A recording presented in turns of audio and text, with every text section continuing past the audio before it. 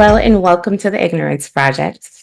Today, I'm very, very, very excited about having someone very special with me. So, do you want to go ahead and start by introducing yourself? My name is Ken Burton, and I am a composer, choral director, and do lots of things musical. So if it makes a sound, I'm there. Okay, thank you And so I much. am also the uncle of the presenter. Yes, And very fond memories of looking after her when she was a little baby. thank you. Thank you. So, yes, I'm super excited about having you on the podcast today. I also want to say thank you so much for agreeing to be on because I know how busy you are, and I'm just excited to talk more about you and what you do. So to kind of kick it off, there are actually things, yes, you're my uncle, but there's a lot that I don't know about you. And I think when you have someone that's family, it's easy to take it for granted that you know them very well. But I have no clue how you started doing what you're doing. So my first question for you is, how did you get into the whole music thing?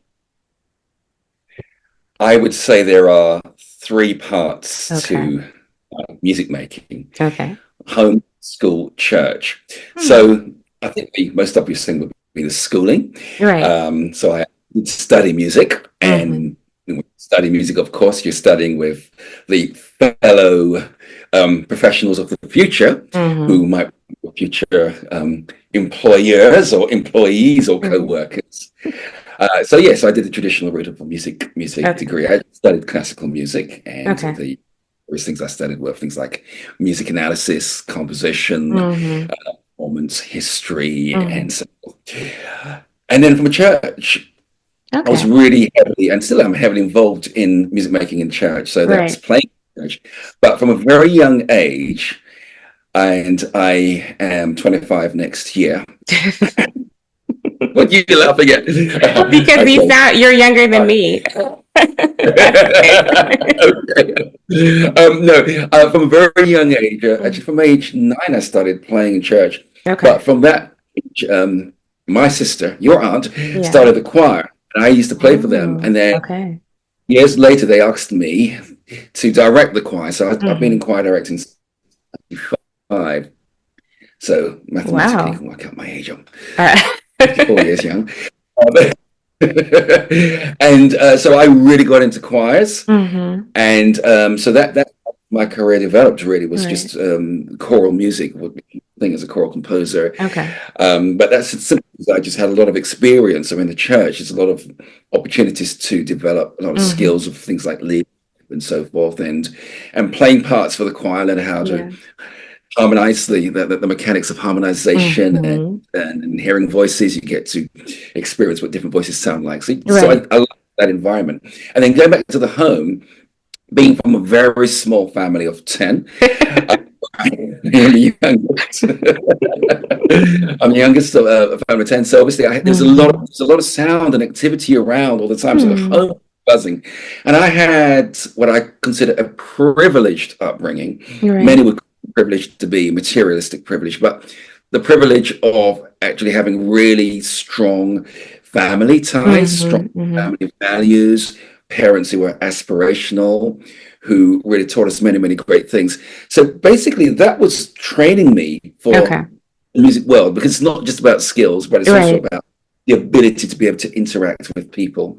So I Okay. would say these three are part of the journey I into see. the professional music making. Of course, there's the obvious things that you have connection, and Hmm. Hmm. you meet somebody who knows somebody who knows somebody who knows you, etc. And then Yeah. that's how Yeah.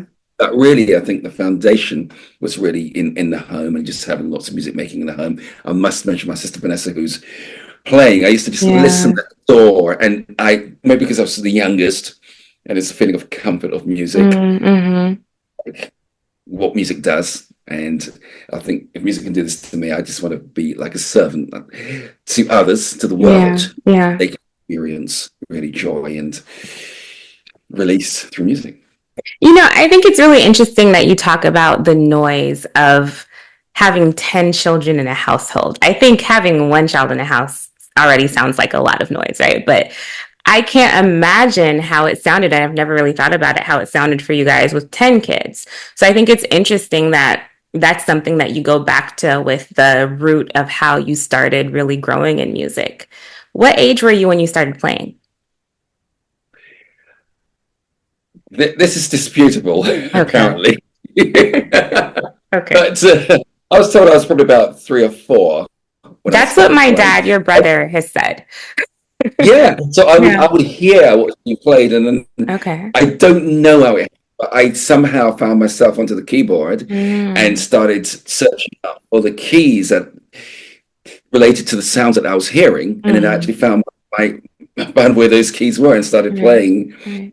from a very young age. Some of the pieces that I heard being played, and Hmm. my sister said that she was upstairs one day and she heard me playing one of her pieces, and she's saying, "Who's that playing downstairs?" And she Yeah. kept saying, "Look over." So, I mean, that's a really important skill in Hmm. music is actually Hmm. listening and being aware, Hmm. and that has really worked in my favor. I think in my musical career throughout my life, Right. just be able to just to hear and appreciate what music can do, the sound of music, what it Right. can do.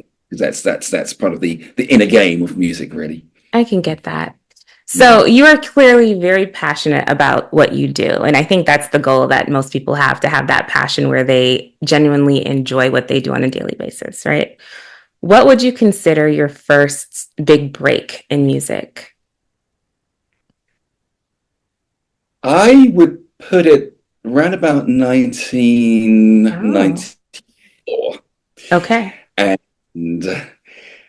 I entered 2 choirs into a national choir competition in the United Kingdom, Mm-hmm. and the competition was televised. Mm-hmm. There were about 200 to 300 choirs in total who would have been part of the preliminary stages, Okay. and then it was quarterfinals, semifinals, Mm-hmm. regional stages, and so forth.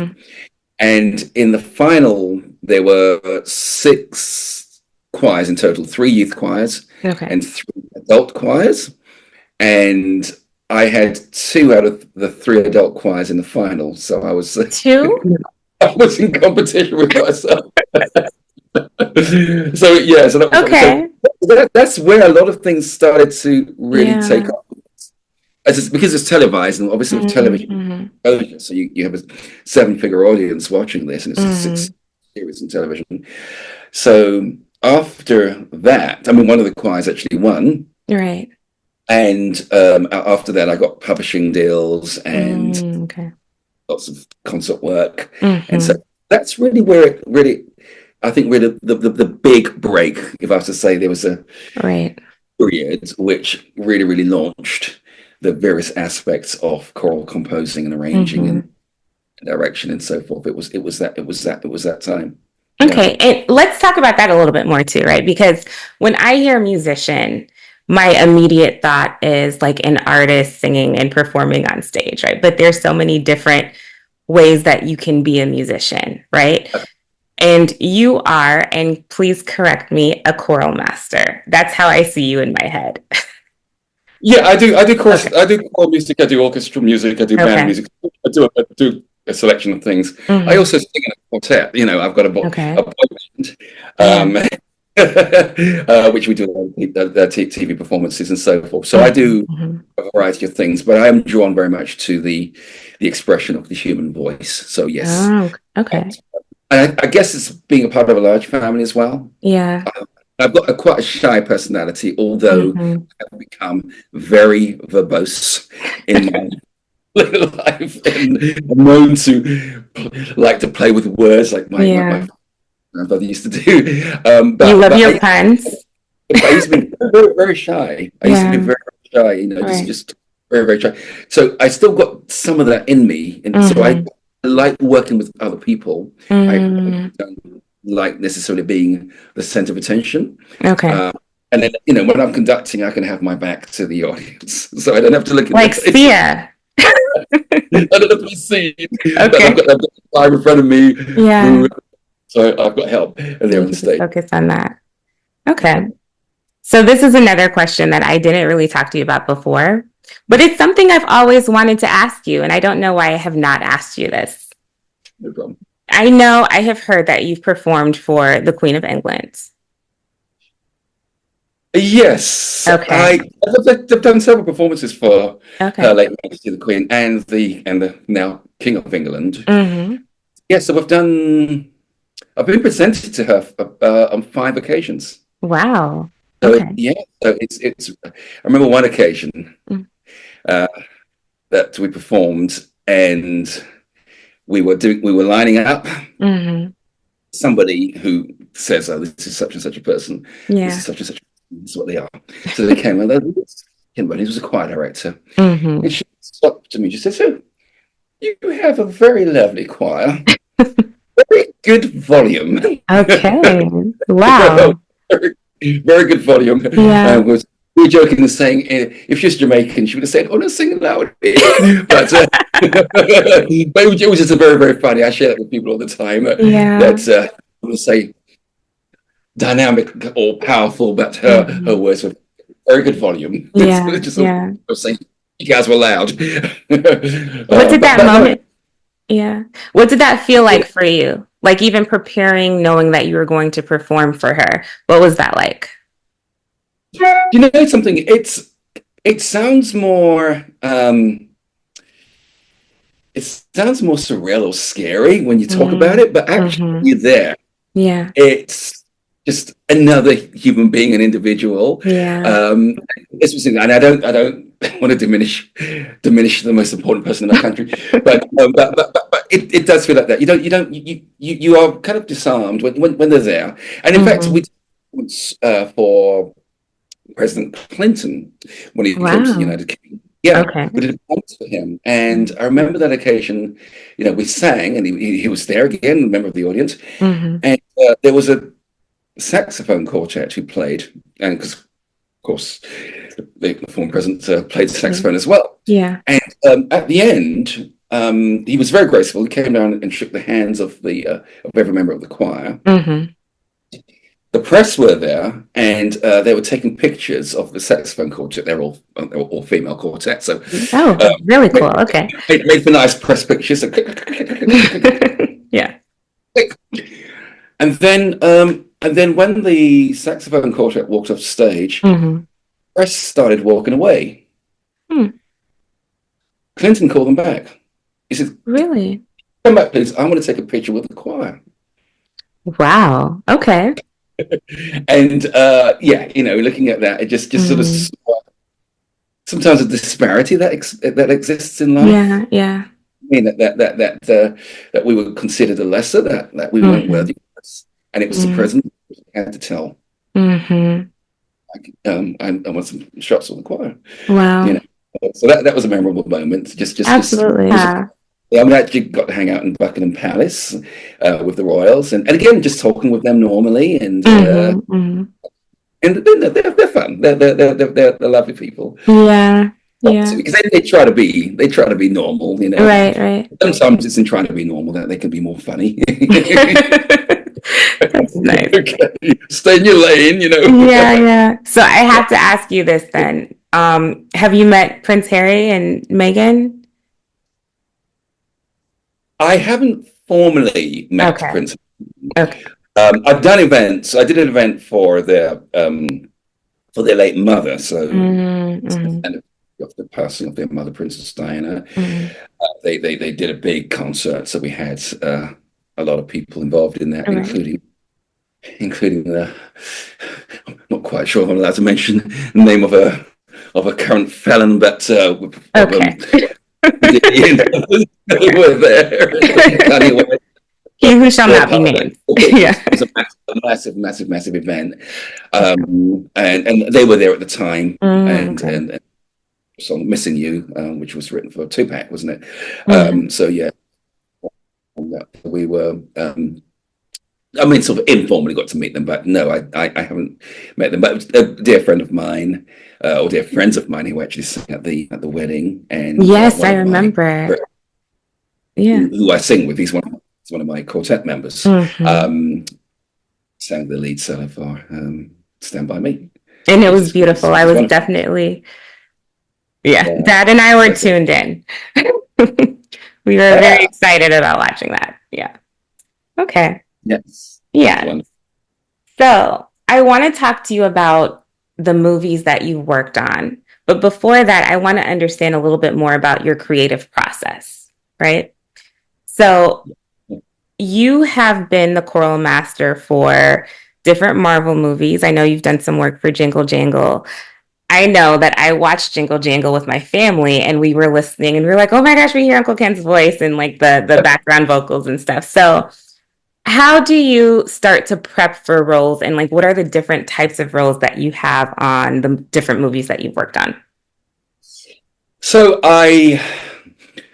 being a creative, I like to think of things quite sort of, how can I remember things? So I Yeah. think of this three C's. So I'm a Mm, core contractor, mm-hmm, a core contributor, mm. and a core conductor. So the Okay. contracting process is where I'm responsible for actually putting choirs together for. Okay. So they'll come and say, we need a choir of 40. So we've Mm, done Black Panther, for example, and Wakanda mm, Forever.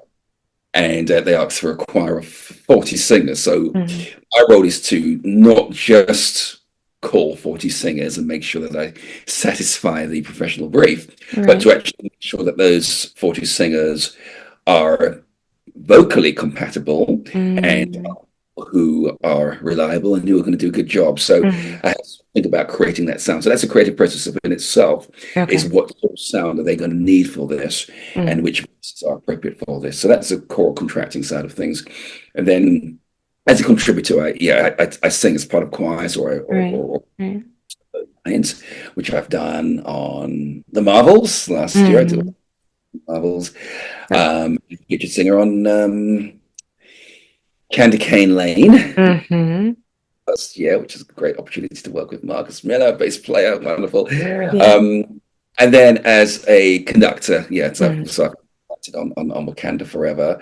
But sometimes there's a chorus master role, and then there's a choral conductor role. So choir Okay. master, it might be a conductor who's basically just a conductor for the actual movie itself. They conduct the Mm-hmm. orchestra and the choirs as well. Mm-hmm. And first, the Black Panther. There was a conductor by the name of John Ashton Thomas, and I was a choir master. So my role is to select who might do different things if they need to split parts and they need three basses to sing this extra low note or some Yeah, sopranos. yeah, So I yeah. do all that sort of creative process of the choir and the management of the choir itself, Okay. and would advise the conductor about things like sound and so forth. And then the Mm-hmm. second I actually did the actual arm waving and conducting. Um, and also conducted on quite a number of other Jingle Jangle, of course. Yes, I Yeah, conducted yeah, as yeah. well. So sometimes we have dual roles. Mm-hmm. Sometimes the composers will say, "Is there anything that you can suggest choral wise?" So Jingle Mm-hmm. Jangle, a great project to work on because it was literally just called in for one session to begin with, and then it turned into several sessions. Right. And the producer at the time was a guy by the name of Harvey Mason. Mm-hmm. Harvey Mason Harvey Mason Sr. was a drummer who worked with the likes of Michael Jackson and Mm. others. And Oh, so Harvey Mason Jr. He's got a wide profile. right. But I just remember doing a song called "Forget About Yesterday." Oh, I can't remember the rest of the words. But I remember that session just being amazing because Mm-hmm. it was really good music to sing. Because a lot Mm-hmm. of the on film soundtracks, we are like a part of the orchestra. Right. So we're singing oohs and ahs and more oohs and more ahs and more Yeah, hums. yeah. Because obviously films are international, so Mm-hmm. you always necessarily have a specific language on them. Because if you start, Hmm. and that doesn't really translate well for your non-English audiences. Right, So a lot right. of times it's just another texture. Okay. And, and sometimes they're singing words, and a lot of times those words are just made up words. They might just be sort of nonsense syllables, which sound like Latin. And Right. then sometimes there are actually, depending on the film, there may be some actual words, some actual songs that you're going to sing. And Mm-hmm. obviously, singing songs with words where you can put emotions, real emotions into those words and get Mm-hmm. invested in the narrative in the song is. But it's all good. It's a lot of enjoyable stuff, and it's fun. And sometimes Yeah. you just say, right, we're just going to make some wild noises, and you do now, Mm-hmm. whatever, and just completely mad. So those Yeah. moments in the studio can be great. And just one other moment I want to um, highlight at the end of the Wakanda. because there's a couple of words on the screen. I have images of what's happening in the movie. Mm-hmm. So someone came up on my screen, um, lift me up, hold me down. Yeah, So yeah. the composer, Ludwig Göransson, came and said, "Oh, I've got this little tune that we're just working on," Mm-hmm. and then he just taught us that, and then the choir sang that because we normally just have lots of music, we've got to read. Mm-hmm. They just sang and just harmonized, just naturally and freely, and it was just such a Right. beautiful moment at the end of that session. And then Yeah. one of my singers wrote to me an email and said, "Oh, the song that we sang at the end of that session, Rihanna's just released it." It's like, That's crazy. And that's such a beautiful song. yeah, it's a lovely Yeah, song. Yeah, it's a beautiful song. Yeah. Wow. Who knew? Okay, so I have a very basic question to ask you because you talked about conducting, and I've had this question in my head since you talked about your back facing the audience, right? What are conductors doing when they're doing like this? Like, what is in my mind? I don't understand how the people that you are conducting know what to do. So, can you walk me through the process of what that absolutely. entails? So there is, I mean, there are different types of conducting depending on the genres. So Okay. if you're conducting, for example, let's say a gospel choir, Mm-hmm. the conductor tends to conduct the the phrasing, the gestures, the character of what he Mm-hmm. wants to do. Right. So if you want the singer to say, "Oh," you might just Mm-hmm. do this. As you can see, my hands Okay. what we want the singer to do. In classical standard conducting, Mm-hmm. there was a role for the right hand and a role for the left hand. So the right hand tends to conduct the timing, the beats. All Okay. right. So 1, 2, 3, 4, and this is to keep everybody coordinated together. They come in together, Mm-hmm. they cut off together, they keep together. Nobody's running ahead of the other Mm-hmm. unless they're not my direction, which happens a lot. And then my job is to give very clear gestures to do as little as possible to get the maximum effect. So Okay. there is a lane that when you're conducting in four, that you go down and across and up, Right. or you're conducting in three, down and Right. across and up, or two, one up, Ah, and then you okay. first beat, the downbeat. So Mm-hmm. that's the first, the one in the bar. You make that very, very clear and very Mm-hmm. strong. Otherwise, you're going to get chaos in terms of timing. And then you use different gestures. If you're conducting something more delicate, you might have Mm-hmm. something more powerful, you might have more exaggerated movements, something bouncy, something smooth, and so forth. Yeah, yeah. Your left hand you can use for things like dynamics, to louder, softer, and so Mm, the thing has a meaning to it, more specifically in classical music, but in gospel, people tend to do things where they're actually conducting more the character. It's almost like they become the sound, and then interesting. Yeah. you can be a bit more theatrical in gospel Mm-hmm. music. But yeah, but the conductor's role is very important in keeping singers together. But the singers would be rehearsed enough that actually I'm not necessarily, they shouldn't have to rely on me Right, right, right. That makes to sense. because there's no point in the focus being on me when you've got a whole Right. audience to communicate to, but I'm just keeping it together and making sure that Mm-hmm. that can shape. So I'm literally sort of like playing the choir, like if you're playing an instrument. So what Yeah. I'm actually really just playing like an instrument Okay. and feeling the acoustic. So I've got to hear the acoustic of the Right. place, know how fast to go or how slow to go, or Mm-hmm. any adjustments to make in accordance with the acoustic and the venue and so forth. So the little decisions that we're making all the time. So it's a creative process because you Mm-hmm. might feel something today and you might just do it. So the choir's going to always be ready. Well, thanks so much for explaining that. Because I've Yeah. always looked at them like, is this, I hate to say it, but is the person in front, how necessary are they? Like, what are they doing that the people that have practiced would not have already done? So thank Yeah. you so much for explaining the And sometimes I process. don't. Sometimes there are bits of songs I just step away and just let the audience enjoy. Yeah, yeah. Like I'm mindful, especially in a small venue, for example. Mm-hmm. I'm quite tall, and so I'm standing in front of singers, Mm-hmm. and I'm waving my hands like that, and I'm blocking faces, and I'm saying they've come to here. And Yeah. sometimes I just get out of the way and just let them enjoy the faces and let them enjoy the music rather than my back and the back of my hands. That's really interesting. Yeah, because I never thought about the height. You are quite tall. How tall are you? Um, so I am 1 meter 83, I think, something like that. Okay. Yes. I'm not, you know, Yeah. I'm not the first choice for basketball, but yeah, I'm But still you're quite. tall enough. You're tall enough to be considerate for the people behind you. So that I'm sure they appreciate that. Okay. So you talked a lot about like the collaboration that you have between the different people working on different projects that you are for these movies that you've been working on, right? How much influence are you able to have? How much change are you able to make while you guys are going through this process? I mean, we're pretty much the end of the Mm, process. So okay. the filming will be done first. Obviously, the images are done first, and then Right. those are rights to the images. Mm, And then the composer will make a choice as to what they want, what are their needs mm-hmm. in bringing that music to the screen. And then a producer will then be selected, a music producer will then be selected, Okay. who will then who he needs or what he needs for that process.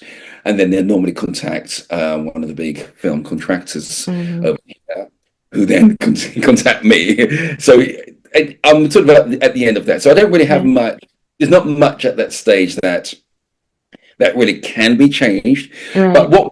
what we sometimes do as conductors is if they've written something in the choir parts and we think that it could work better if we rearrange who sings Mm-hmm. what, Mm-hmm. um, and just rescore it, then Mm-hmm. yeah, we do things like that. Just say actually this works better if you get a better sound if this part's doing that. So yeah, you do get that, and practically 99.9% of the time they trust your judgment, Right. that you know the choir, I know the voices, so I know Mm-hmm. what works best. And if I Mm-hmm. see on the music score that I feel can actually be somehow adjusted to get the optimum sound, Right. then And you're able I'll to. make that. And they're always very gracious then and say, oh yeah, that's Yeah. great. I love And that. if say, have you got any ideas for this or for that, and so forth. So Mm-hmm. sometimes open for ideas as well. So which is great. But Mm-hmm. yeah. So what would you say is the most exciting part about what you do? I think it is. I like the genesis of something, like the beginning, when Mm-hmm. Mm-hmm. a thought in the mind, a Right. concept, Right. and you're just imagining what the end is going to be, and then the Mm-hmm. actual creative process itself, putting it together to the final product. Mm-hmm. I love doing that, and I work. I mean, obviously, I work as a professional, and I work a lot with professionals. But Right. I love working with people who are amateur musicians and people who are Mm-hmm. needs instruction, who need to progress and who need direction. I like helping people to take them from here to there, and that Right. process. When you actually look back and say, "Wow, this is where we started, and we didn't think we were going to be able to achieve this," and we kind of Mm-hmm. and think, "How are we going to get this done?" And then you look at that, and then where it's come to. So I love that whole process of going from starting from here and just seeing it all grow. So that's what I love most about working with choirs, because of course with Mm-hmm. choirs you're putting together, you're working in this section, that section, putting it all together in a glorious Mm-hmm.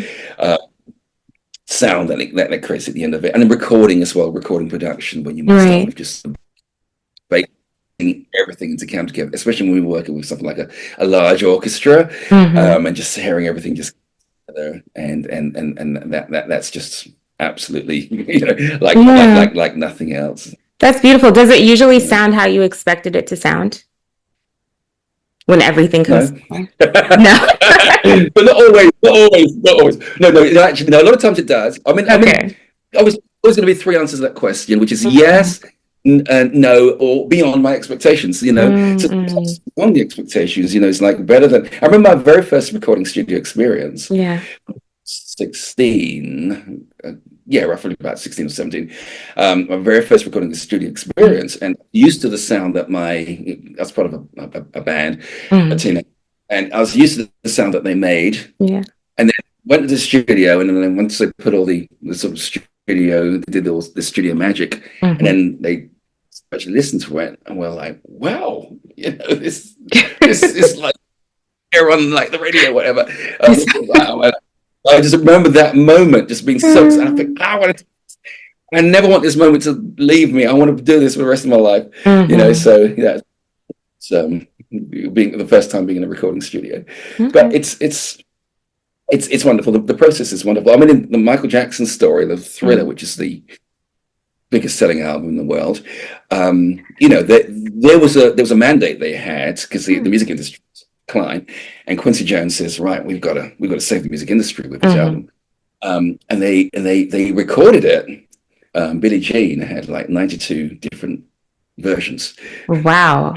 They chose version number two, which trust your instincts. 92. Wow. That's After good. they finished that project, Mm-hmm. apparently found Michael Jackson in one of the studio rooms just crying. He says, this is not the album. It's not making that statement. Mm-hmm. And they all agree that, okay, well, we need to go back to the drawing board. And they Mm-hmm. did, and changed things and added things until they created that masterpiece of an album. So, yeah, so sometimes it doesn't, you don't always get it right first time, Right. but it's good to know that, you can, before you get it out to market, that you can actually change things Mm-hmm. and so forth. Yeah, yeah. So would you say that's the most challenging part, like when something doesn't sound the way you expected it to sound? It is, because what you're doing in this world of music is Right. that it's a risk, really. Any Mm-hmm. product that you put out is a Mm-hmm. risk. Music, because it's part of you, you're expressing yourself, you're expressing your soul. So if you put it out and people don't warm to it, sometimes for a musician, it can feel like they're rejecting you as a person. Oh, yeah. This is Yeah. yourself, especially if it's a song that is really meaningful. And then you put it out and you think, oh, and then people, you might get a bad press review or something like that. And you think, oh, they didn't Mm-hmm. quite get it. And then you start feeling it personally because it's part of you. Mm-hmm. It's always a sort of risk you're taking when you're actually putting out a piece of creative work. Right. So always thinking about, you've always got to kind of divorce yourself from the actual process itself Mm-hmm. and become a listener Mm-hmm. and sort of listen to getting, because you can be so into it Right. that hearing your own voice, it becomes an echo chamber. You're hearing your own voice speaking to yourself, and it was making sense to you, Right. but then to the outside world, maybe it doesn't make as much sense, and that's okay. Not all music Mm-hmm. is designed for the public. There's songs that I've written which are just for me, Yeah. um, just for me, just for my own cathartic experience. I just need to. Mm-hmm. But it's not necessarily for the world. But then there's other things that you do for the world, and when you're doing stuff which is for other people to consume, Yeah. music, of course, you want to make sure that you do something that Yeah. that you hope they will enjoy and then get That they something out. will, yeah. So when you have those moments where maybe people didn't receive your art the way that you expected or the way that you intended, how do you, and what advice would you give to other people that might be in that situation where they put something out, it wasn't well received? How do they get past that to keep pushing and continue creating their art? Just understand the four-letter word LIFE, life. That's just I mean, Good seriously, point. Yeah, yeah. favorite. That is life. That is life. Is things that you will. There's a piece of music I wrote called which my choir recorded back in 2009, Mm-hmm. and it's a piece called "It Was God," Mm-hmm. and it was just a very simple piece of music that I wrote that was just intended to be a simple piece of music. And it's become the most requested and the most, resonant song of people, because it just talks Mm-hmm. about experiences, but in a very Mm-hmm. simple.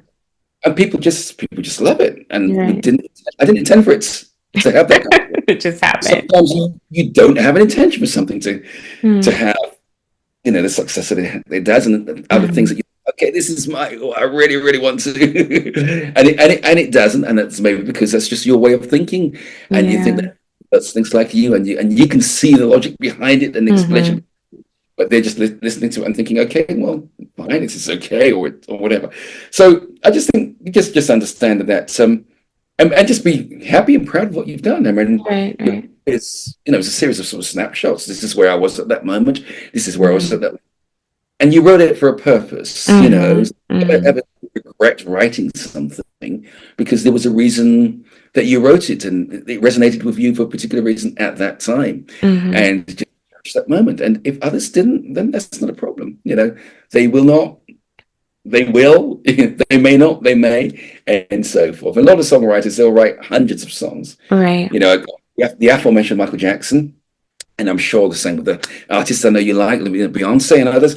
They will write surplus to requirements in terms of what Mm-hmm. their album projects, 100 plus songs, and then they will narrow it down to the final 10, which is going to make the cut. Right. And of those final 10, maybe 5 or 6 will be successful, and so forth. So Hmm. that's how it works. There's a lot that you That's might, life. little bit will. Yeah. So I guess a lot of it kind of goes back to not seeking external validation for the work that you're creating, right? You're creating it for a higher purpose. Precisely, and I think a lot of Yeah. people, when they're entering into the music industry, Mm. a lot of it is about, we want to be seen and we want to be validated. We want to, Yeah. because there's a lot of people in this industry, and I say this with the greatest respect, and I don't even say this to judge because this might even apply to me, but a lot of us are, Mhm. all right, or a lot of us are kind of messed up and all that kind of stuff. A lot of people go into music or the arts if they were bullied, for example, at a Mm-hmm. young age, and Mm-hmm. that became their outlet or their way of saying, "Okay, I'm fighting back," or I'm finding validation within myself or whatever. Or Right, they right. end up being explosive, and then they'll go into like the practice room at lunch Mm-hmm. break, outside Mm-hmm. playing and find solace with music. Mm-hmm. I mean, I'm from a large family, but I'm also quite, a lot in my own world at times, Yeah, yeah. shy and sometimes a little bit of a loner, Mm-hmm. and live with my own company for a long time, Mm-hmm. and so forth, because I've just got things going around in my head, Mm-hmm. all the time. But yes, I think people shouldn't necessarily put so much on what do people think about them, and Right, just a few days ago, an English pop artist, was found dead, having fallen off a balcony right.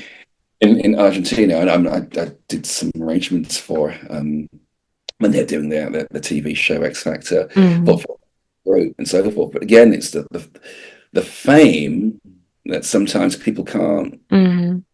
can't take because we're not Mm-hmm.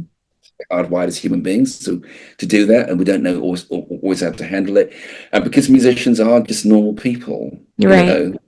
marketing says that you look like you're $1 million and all that kind of stuff because that's what you're required to do that Mm-hmm. by those who are marketing you. It's PR, but at the end of the day, you still got to go and take things off, Mm-hmm. and be normal and go back to a normal life and go back to normal, and why do so many, for example, relationships break up? And you kind of think, well, he's a millionaire, or Yeah.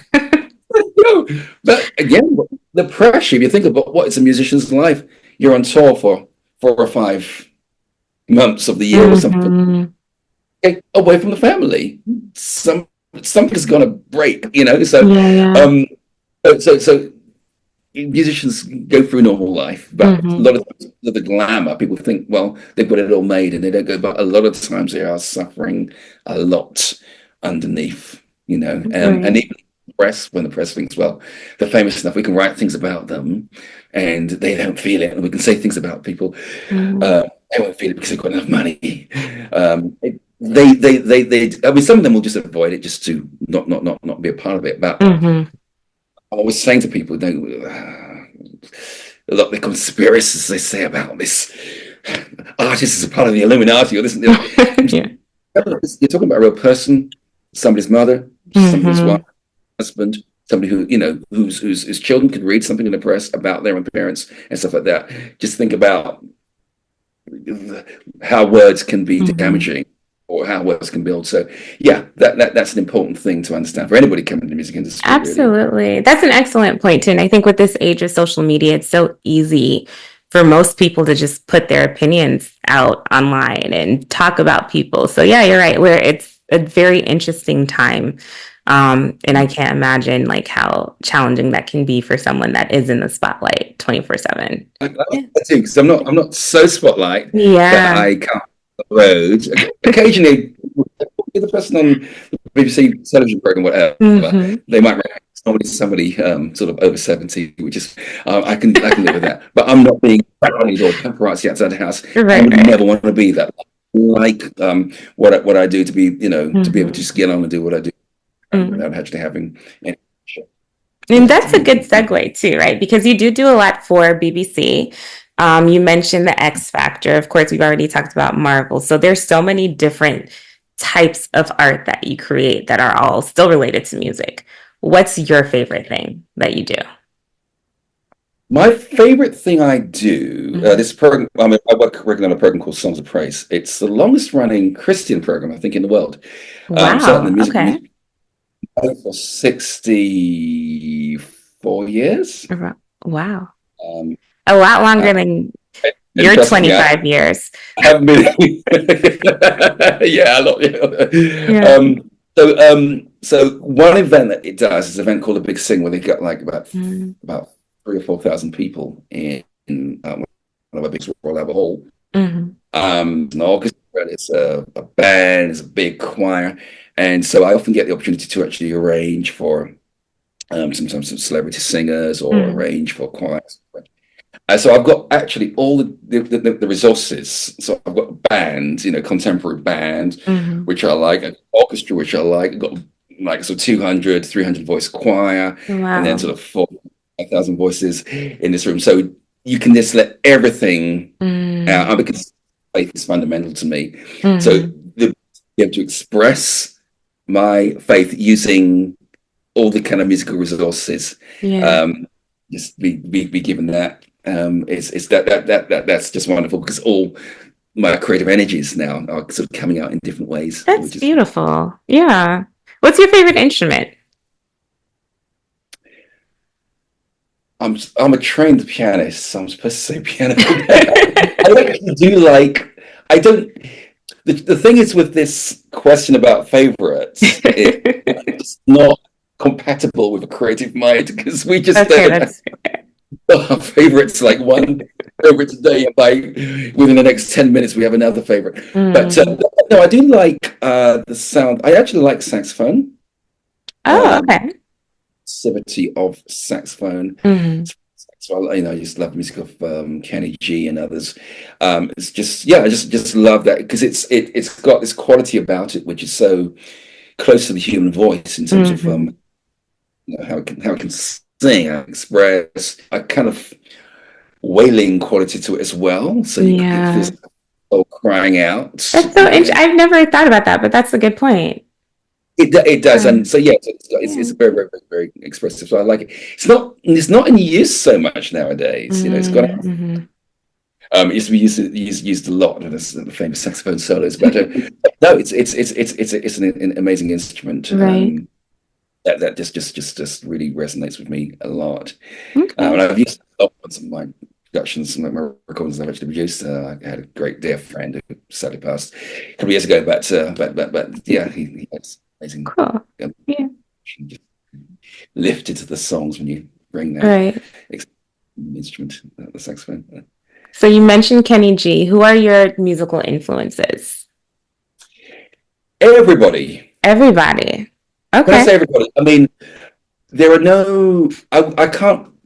As I've just sort of said, just literally a few minutes ago, it's really difficult for me to do this sort of pinpointing that say, right, my music influence is this and that, because Mm. I hear little bits from musicians, and they could literally be a musician who is an unknown musician, Mm. right through to a known name, and that can be a source of. I hear something, I think, oh, I love. what that sounds like. So I've Mm. been, for example, to countries in Africa and I've heard their sub-Saharan Africa, like Zimbabwe and Malawi, and I've heard a lot of their choral, their vocal singing. So Right. that is influence on some of the stuff that I do. I like to bring some of that kind of sound, which Mm. has kind of pain, but a sort of smoothness to it. So I'm influenced by that.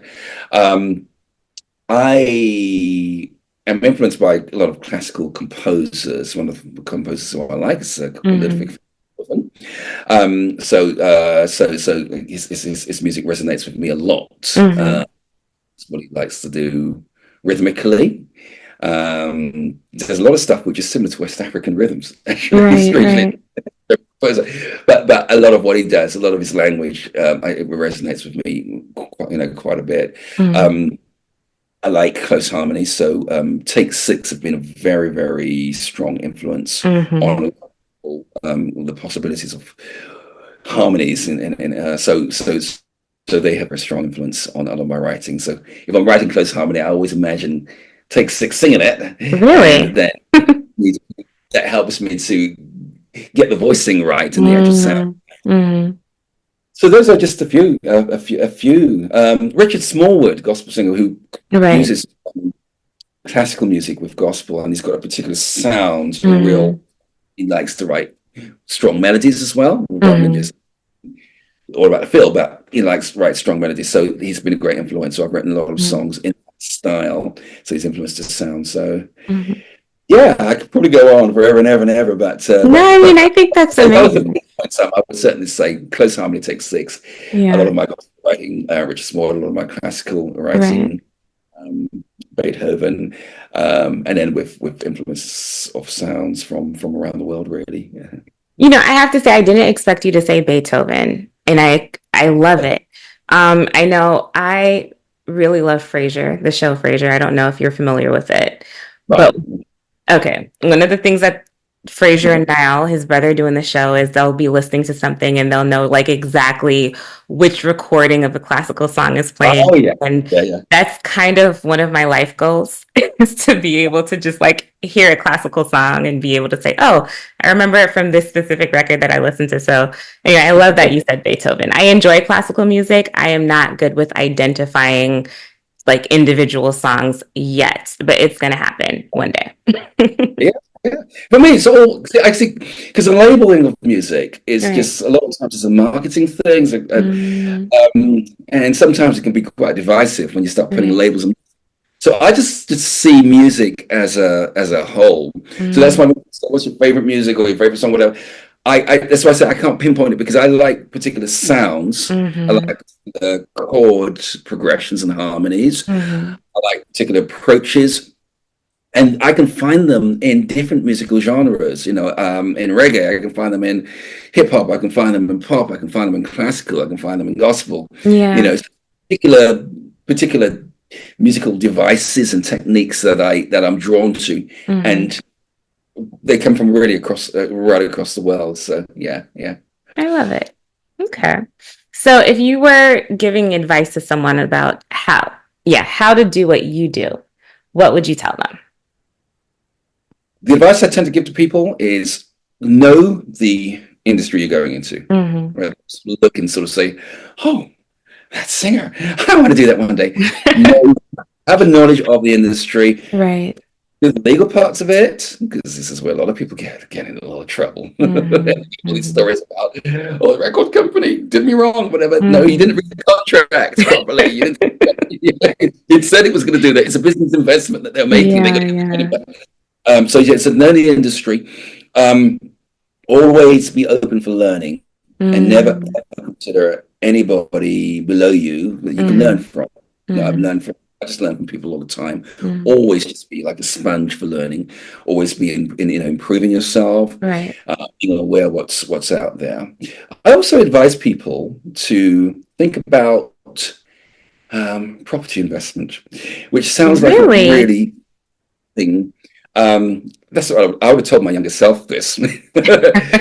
Okay. Music industry is a self-employed industry. There's no Mm-hmm. guarantees. Okay. I mean, yes, there are parts of the music industry where you can be an employee, and you can get a regular 9 to 5 job, Mm-hmm. whatever. But if you want to go into creative work and so forth, then you are, self-employed. You're waiting for work to come. Okay, things come along like pandemics and shut your Mm, yeah. things come along like Hollywood strikes. Right. Like people going on strike and stuff like that. You've got to have. So I'd say to people, what is your backup plan for Mm-hmm. when you've got that dry period, that when nothing coming in? And one of the best ways of doing is just to make sure you have multiple streams of income coming in, Mm-hmm. like property or something like that, and make sure that you've got, make sure you've got the practical stuff sorted, because you can be so invested in your art and Mm-hmm. wanting to do music and be successful, that Yeah. you actually forget about the practicalities, that you are going to get a bill every month, Mm-hmm. from your electric That's gas true. board or whatever, it's saying you're going to pay up. I don't care that you want to write a new piece of music. You get bills. So yeah, so just make sure that you're financially secure, so that you can focus more on your Mm, art, and not have to worry. So those are the things I say to people. Just make sure this, you right. understand financial security, you understand the actual business you're going to, but always be open for learning. And actually, I think an important thing is just humility. Just Mm-hmm. be humble, and be a nice person to work with. Mm-hmm. Guarantee you, people who I employ, um, I'm looking at, do I want to spend a day with this person in the recording studio, or am I Oh, looking at? that's a good point. Yeah. No, seriously, A lot of you time. Yeah. think, and you will find that people who've got great talent, some of the most Mm-hmm. talented, tend to be very, very generous and very, very, very gracious. Mm-hmm. Very often, it's those who are, the wannabes, who feel that they've got to have the attitudes and so Right, forth. right, right. That just doesn't work well, particularly in the film world. The film world is expensive. You Mm-hmm. got budgets sometimes $250 million for a film. Mm. Um, I mean, I don't get paid all of that, but but you've got big budgets, Yeah. and like session work we do, where people can be on like three figures, per hour. Mm. So I say to my singers, do a little bit of math, calculate how much you're getting per hour by the number of singers, Mm. and work out minute costs. So you walk in 2 minutes late, you've just lost the film. You could have lost them $300 just by, Yeah. by walking in, or by not paying attention or whatever. So it's, every minute is expensive. So Right, right. make sure that you deliver and that you have that, that sense of efficiency, but just be a balanced person. Serious Mm-hmm. but witty, Mm-hmm. organized but tight, and so forth. Just be balanced. Just be a lovely person to work with. Right, right, right. And and people will want to work with you again, because they remember that more than, oh, you've got a brilliant talent. You can have the best talent, but if you end with, people just don't want to call you, and Mm-hmm. that's the honest truth. That's an excellent point. Thank you. So my last official question for you is there anything that you're working on right now that you're excited about that you can share? The answer to the question is yes and no. There are things that I am that I can share. Unfortunately, if I was to show you what an NDA looks like, non-disclosures are not just, okay, we That's promise not to talk about it. They're like right. 3-page documents, which normal legal speech, whereas at this, hereinafter referred to as, so that it's very legal, and they tell you which court they can take you to and how much they can sue you for. Oh So yeah. there's some exciting things I'm working at the moment, but I have, I think practically anything that I would want to say, I've signed non-disclosures about, but That's I'm working fair. on, I can say some new compositions for different things, vaguely, but I'm not going to go too far into giving specific. Yeah, no, you don't have to say anything. I can go ahead and once it's out, I can post it. I know I Yes, love of when course. you work on But once something. things are out, you can definitely Yeah. post them. Yeah. Yeah. I know I love going to the movies and knowing that you're working on a project. I'm definitely going to stay in the seat until the very end to see the credits and like take a picture of your name. So I'll look forward to that I next think time. Thank you very much. Because I don't actually watch, I don't keep up with a lot of films. So even when Yeah. I was asked to do Black Panther, Mm. well, they don't actually use the actual film names normally. They Hmm. normally code names. Oh, So okay. I was asked to, the code name for that was Motherland. Sometimes the codes Mm. get line, people know where they are. So this is a film called Motherland. I said, okay. And they said, we need sort of an African choir. And Mm. then, I don't know, then they started using Black Panther. Mm. In my ignorance, that's why I'm on. I was like, okay, oh, is that gang in the that gang, Like the movement? Black Panther Party. Yeah, yeah, that's right. Yeah. So I got worried because I'm obviously worried that I wouldn't have to. I know I may have to get a choir there. We're going to be doing some. It's going to be violence, and probably going to have to swear or something like that. And Mm. I was Yeah. getting rid of it. And then all my singers were saying, "Oh, this is the new Black Panther Marvel." I thought, you know what, I better go and do some research on Marvel. Hmm. So I went and read because I thought so. But so a lot of times, Yeah. I don't even know. I don't even know what it is. Mm. Um, and until later, I realized what the project is, or realized the significance of the project and so forth. Yeah. Yeah, it's a cultural staple at this point, which is very cool. Yeah. So when I wrap up, I like to ask this just like a random set of questions. I'm going to ask you something and just tell me the first thing that pops into your mind. Okay. What's your favorite book? Or no, let me rephrase that. What's a book that you would say everybody should read? The Bible. I knew you'd say that. What's a song that you would say everyone should listen to? Ask you to ask a musician this question. I know. Okay, so let everyone listen to Earth Song. Okay. Earth song. What's the best advice that you received from your mother? Be humble. What about from your father? Be more humble. Okay. Thank you so much. You have no clue how much I appreciate you taking the time. I know it's very late there, and I also kept you longer than I planned, but the conversation was great, and I appreciate you. So thank you. Thank you. Thank you. Yes. And thank you all for listening to the Ignorance Project. I hope you leave enlightened.